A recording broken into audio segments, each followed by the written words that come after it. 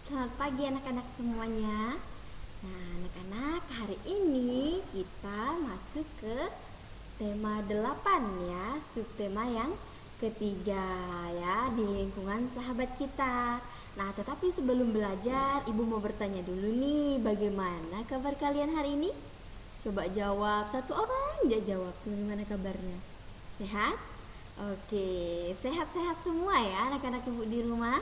Nah, anak-anak kalian harus tetap sehat, kemudian harus tetap menjaga kesehatan, patuhi protokol kesehatan ya agar kita semuanya tetap sehat dan terhindar dari corona atau COVID-19 ya.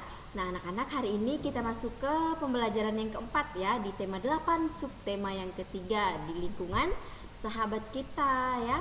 Nah, anak-anak seperti biasa sebelum kita belajar kita berdoa terlebih dahulu ya. Ibu sudah siapkan teks doa Bapa kami seperti biasa ya. Ibu selalu menyiapkan teks doa Bapa kami untuk kalian ya.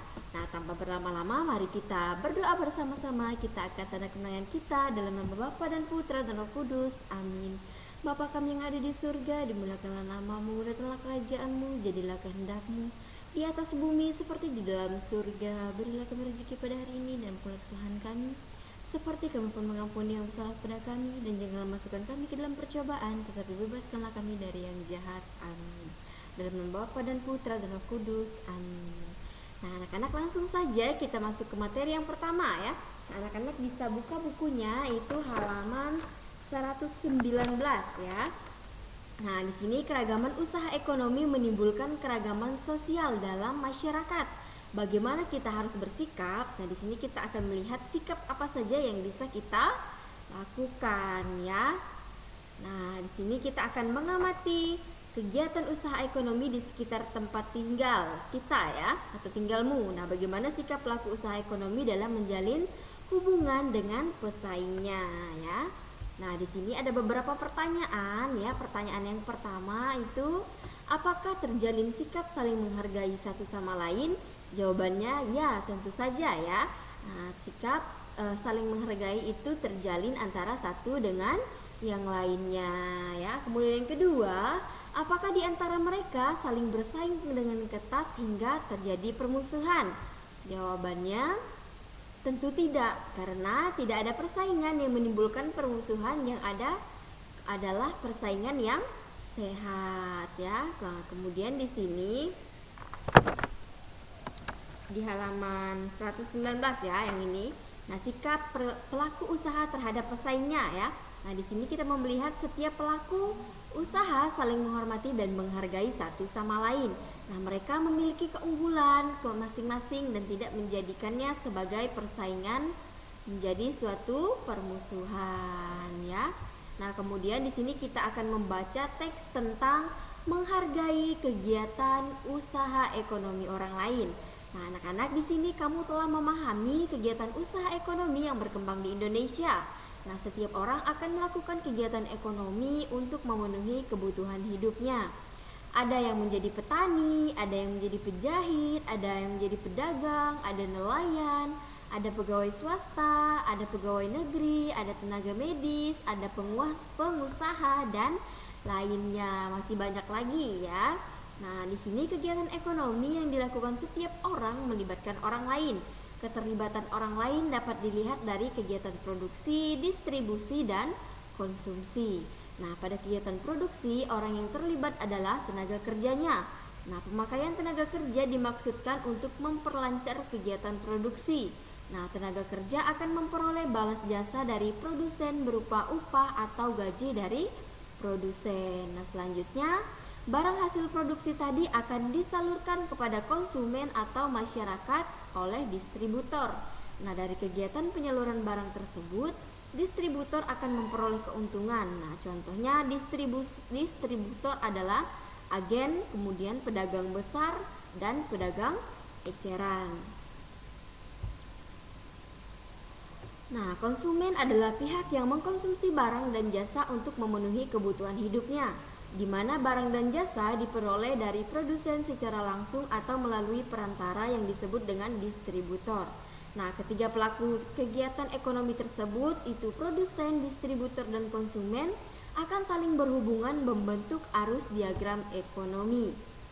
Nah, setiap pelaku kegiatan ekonomi memiliki peran yang saling menguntungkan. Menurut kodratnya, manusia berperan sebagai makhluk sosial dan makhluk ekonomi. Nah, sebagai makhluk sosial, manusia akan berhubungan atau berinteraksi dengan manusia lain. Nah, sebagai makhluk ekonomi, manusia akan melakukan kegiatan ekonomi untuk memenuhi kebutuhan hidupnya. Dalam kehidupan sehari-hari, baik sebagai makhluk sosial maupun makhluk ekonomi, manusia hendaknya memiliki etika moral. Dengan etika moral, manusia dapat menghargai setiap kegiatan ekonomi yang dilakukan oleh orang lain, ya. Nah, amatilah pakaian yang kamu kenakan. Bagaimana proses produksi pakaiannya? Nah, untuk menghasilkan pakaian yang dibutuhkan waktu yang sangat lama. Pada mulanya, produsen pakaian membutuhkan bahan baku kain dan benang. Kain dapat diperoleh dari perusahaan pemintalan benang. Bahan baku benang berupa kapas yang dihasilkan dari perkebunan tanaman kapas. Untuk menjadi benang, kapas dipintal terlebih dahulu. Nah, benang ditenun di pabrik tenun hingga menjadi kain. Selanjutnya, kain dapat dibuat pakaian oleh penjahit. Nah, itulah proses panjang produksi tentang pakaian, ya. Nah, kamu sudah mengetahui banyak pihak terlibat dalam proses produksi pakaian. Ada petani tanaman kemudian kapas, ada pekerja, kemudian ada pemintalan, ada penenunan kain, ada penjahit, dan pengusaha garmen. Nah, setiap pelaku dalam proses produksi pakaian itu mempunyai peran penting. Nah, begitu pula dalam proses produksi benda lain. Oleh karena itu, hendaknya kita perlu menghargai kegiatan usaha ekonomi orang lain, ya. Nah, kalian bisa buka buku kalian itu halaman 121, ya. Nah, di sini ada pertanyaan bagaimana kita menghargai kegiatan usaha ekonomi orang lain. Nah, di sini kita akan melihat bagaimana cara kita menghargai kegiatan ekonomi yang dapat dilakukan sebagai berikut. Ada yang pertama, menumbuhkan persaingan usaha yang sehat dalam kegiatan perekonomian. Kemudian yang kedua, menghormati usaha ekonomi orang lain dengan iri atas keberhasilannya. Kemudian dan tidak iri maksudnya, menjunjung tinggi setiap jenis pekerjaan yang dilakukan orang lain. Kemudian selanjutnya, mendeladani keberhasilan orang lain dengan meniru sikap positif orang tersebut, ya. Jadi ini adalah salah satu cara kita untuk menghargai kegiatan usaha yang dilakukan oleh orang lain, ya. Nah, kemudian yang selanjutnya di sini ada informasi-informasi penting yang akan diperoleh dari teks menghargai kegiatan usaha ekonomi orang lain, ya.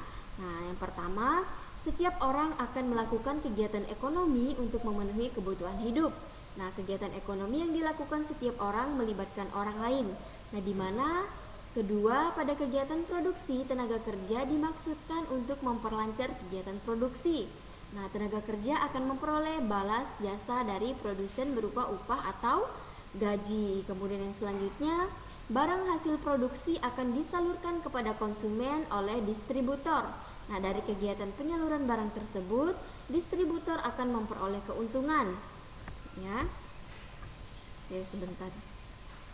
Nah, kemudian yang selanjutnya, konsumen adalah pihak yang mengkonsumsi barang dan jasa, di mana ketiga pelaku kegiatan ekonomi tersebut, yaitu produsen, distributor, dan konsumen, akan saling berhubungan membentuk arus diagram ekonomi, ya. Jadi anak-anak, inilah ada beberapa informasi-informasi penting dari teks bacaan mengenai menghargai kegiatan usaha ekonomi orang lain, ya. Jadi seperti ini contoh informasi-informasi penting dari teks yang sudah kita bahas tadi, yaitu tentang menghargai kegiatan usaha ekonomi orang lain tadi, ya.